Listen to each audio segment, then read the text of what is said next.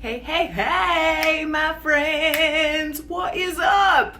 Leandra here, coming to you live to talk about how to lose weight, keep it off, even if you're an emotional eater.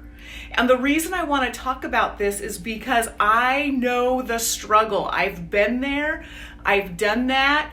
I've been in a place where I'm just always craving unhealthy foods, would eat out of boredom, would eat out of excitement, would eat out of sadness, whatever I was feeling, I'd be like, hey, it's a reason to eat. So I know the struggle of emotional eating, and I want to share with you my 5 top tips on how I've gotten the weight off and kept it off, and how I'm continuing to keep it off. Hey, hey, hey. Hi, Dana. Good to see you. Pamela, Amy.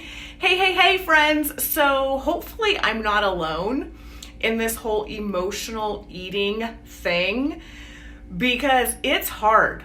And I know from one emotional eater to another, like, we know each other's struggles, right? If you experience emotional eating, you know the struggle that it is. So if you want to learn how to lose weight, keep it off, even though you emotionally eat, you want to stay tuned, because I'm going to give you my 5 top tips.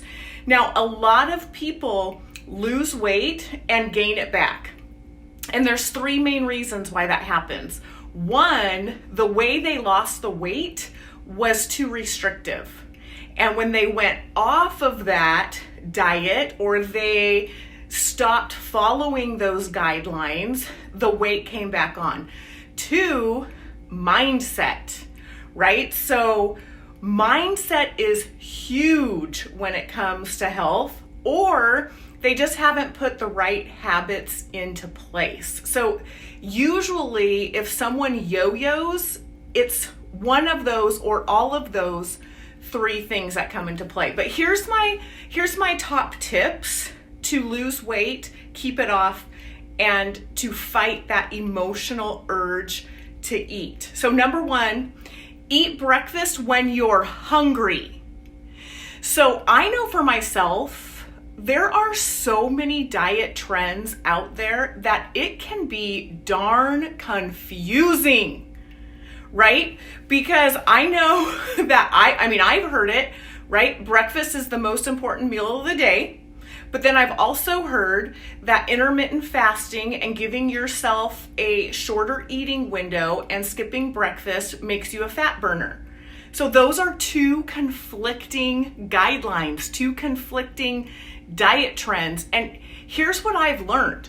You gotta do what works for you. So whether or not you eat breakfast isn't as big of a deal as whether or not you can stay consistent with whether or not you're eating breakfast. Does that make sense? Because I know for me, I tried the intermittent fasting thing.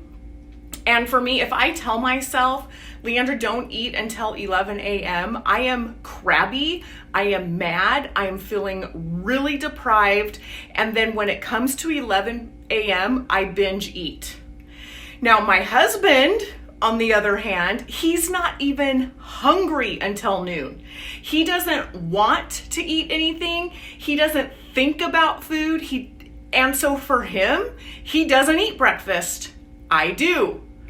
And so my whole point is, eat your first meal when you feel hungry, when it works for you, and try to get the rule, whether you're supposed to eat breakfast or not, out of your head. That's tip number 1. And if you have a question about that, let me know in the comments. Okay. Number 2, eat lots of protein. So protein is where you want to get most of your calories. And then you fill in the rest of your day with carbs and fat. Healthy carbs and fat. Healthy carbs and healthy fat. But protein is where you fuel your muscles, and your muscles are what burns your fat. So you want to make sure that you're eating lots of lean protein, and also protein fills you up. If you eat protein, you will not be as hungry and your cravings will not be as strong. I guarantee it. Number 3, weigh yourself regularly. Now, you cannot change what you do not measure, right? What you measure changes. Personally, I weigh myself once a week and I use it as information. I don't let the number get me super excited. I don't let the number bring me down. That doesn't matter to me what the number is, because quite honestly, I am wearing the smallest size clothes I've ever worn in my life, but I weigh more than I've ever weighed in my life. So the number on the scale really does not matter.